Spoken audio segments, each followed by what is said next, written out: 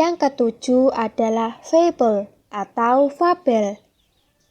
Fable adalah cerita fiksi yang ringkas dalam prosa atau syair yang menampilkan binatang, makhluk legendaris, tanaman, benda mati, atau kekuatan alam yang antropomorfis, dan juga yang menggambarkan atau mengarah pada pelajaran moral tertentu.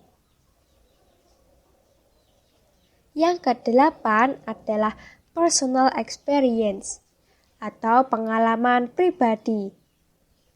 Personal experience adalah narasi prosa yang berhubungan dengan pengalaman pribadi yang biasanya diceritakan sebagai orang pertama.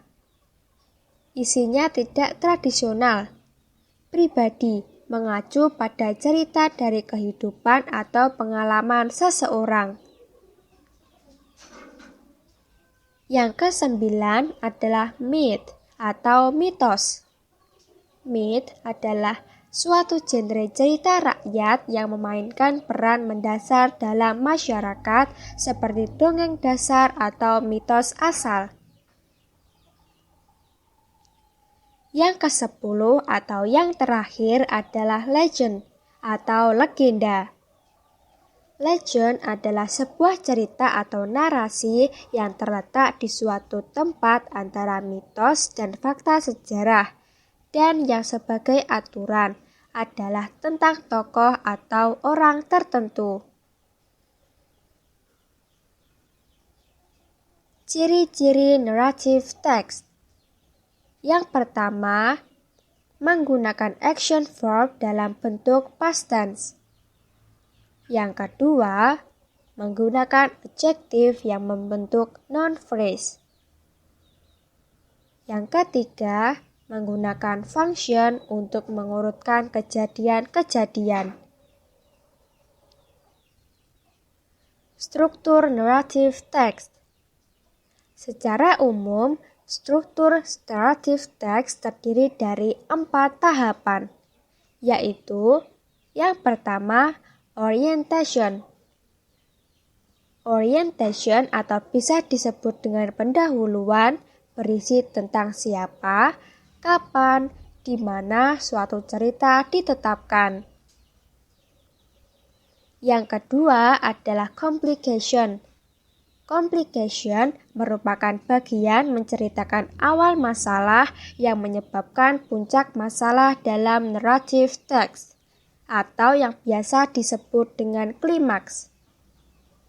Bagian complication ini biasanya melibatkan karakter utama dari cerita. Yang ketiga adalah resolution. Resolution merupakan bagian akhir cerita atau berupa solusi dari masalah yang terjadi. Masalah dapat diselesaikan menjadi lebih baik atau malah lebih buruk yang nantinya akan membuat cerita berakhir dengan bahagia ataupun sebaliknya.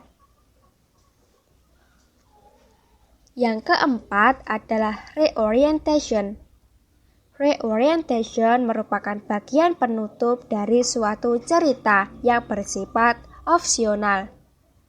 Reorientation biasa berisi tentang pelajaran moral, saran, amanat, atau pengajaran dari penulis.